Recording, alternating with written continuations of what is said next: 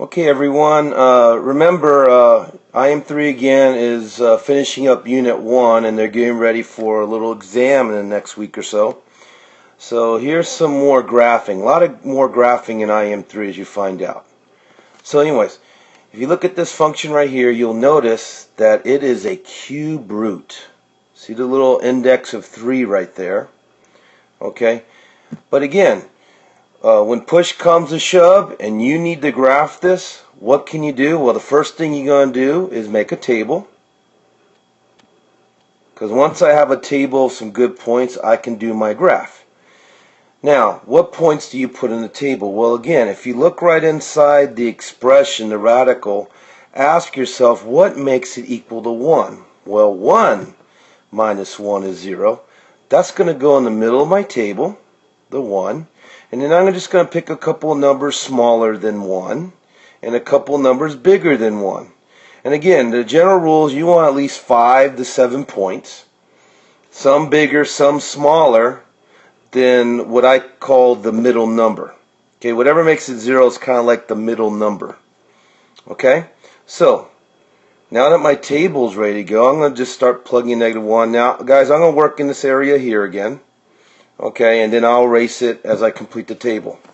So, let's start with -1. So I have 2 cube root of -1, watch your signs, -1 minus 3.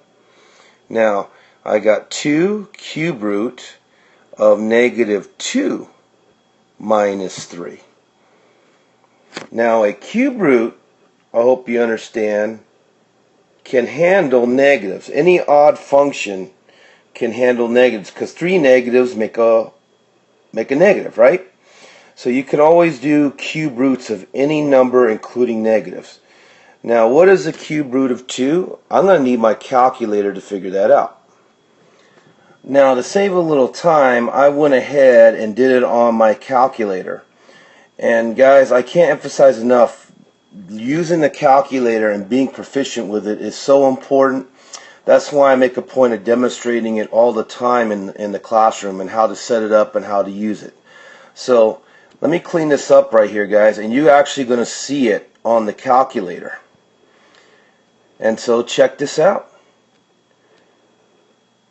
If you look at the top line right here, guys, you will notice I did 2 times, and in parentheses I plugged in my -1 right there, -1. Now we should know 1/3 power is the same thing as a cube root minus 3. And we end up with -5.5. Okay? And then just to make sure you're clear, I typed this function in here, and all I was doing is plugging in the -1 in there, and then I ended up plugging in the 0, 1, 2. Basically, I did the whole table with my calculator. And let's see our results again. So with a -1 in there, follow the red, I end up with -5.5. Let's round off to 1 decimal digit. So -5.5. Now I'm going to do the 0. So with the 0, I got -5. With the 1, I got -3. With the 2, I got -1. Again, you may want to pause the video just to study this, okay? So again, -5, -3, -1. So 0, -5, 1, -3. 2 was 1 or -1. Let's verify that. And then, of course, we're going to do the 3. So it was -1. And then with the 3, I got I'm going to round that off to -0.5. So -1 and -0.5. Okay. So -1, -0.5. Now, guys, just a matter of doing the graph. I know -1 is -5.5 down here somewhere. I know 0 is -5 right there. I know 1 is -3 right there. I know 2 is -1 right there. And I know 3 is -0.5 right there. So guys, as you can see, this is the graph I'm going to get.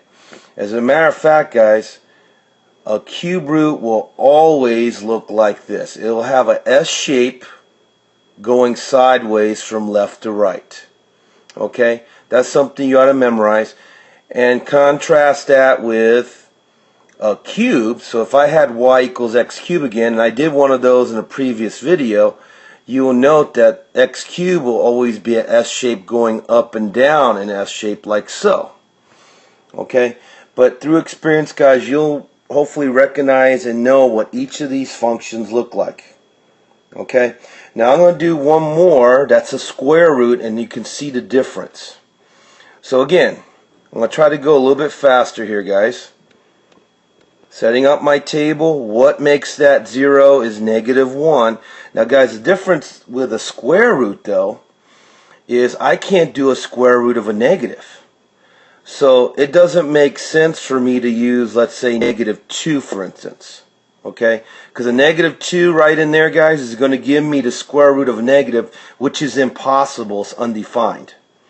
Again, even roots, even square roots and fourth roots, you can't do the square root of a negative. It's impossible. So notice, guys, if you agree that 1 makes it 0, okay, sorry, -1 makes it 0, then all I need is some numbers that are bigger, like 0, 1, and 2. And again, I'm going to use my calculator and plug those in right now.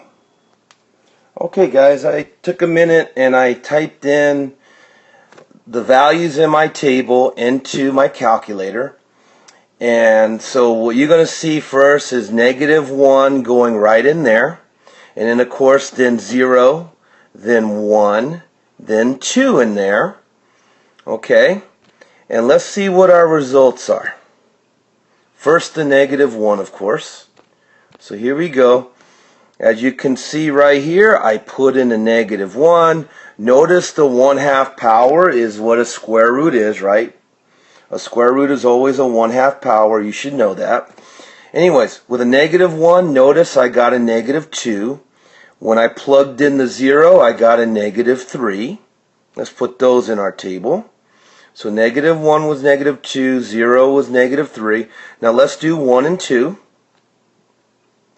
So with the 1, I got -3.4.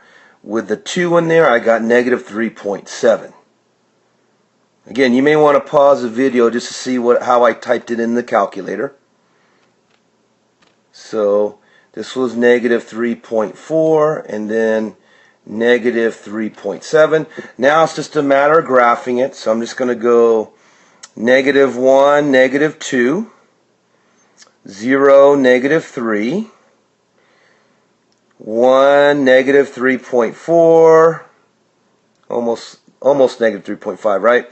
And then finally 2, -3.7, a little bit past -3.5. Guys, here is what a negative square root will look like. So as a quick summary, guys, here's something else you should know. If I have, somehow I had a little mistake there, guys. Okay, so if I have a negative square root, guys, you ought to know it always looks like this. Okay, it has a starting point and it goes down, arcing down to the right.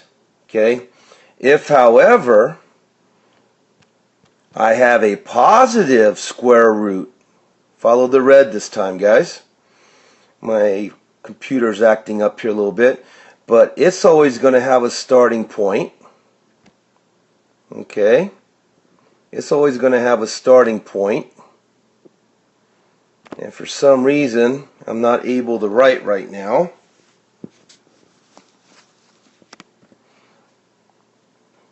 Let me get back here. Sorry about that. Let's see if I can do a little erasing now. Okay. But with a positive square root, guys, it's always going to have a starting point. If I can, there we go. And it's always going to arc up and to the right. So negative arcs down and to the right. A positive square root always arcs up to the right. So hopefully you made sense. Sorry my program was starting to act up there a little bit. But anyways, guys, that's it. Until next time, bye.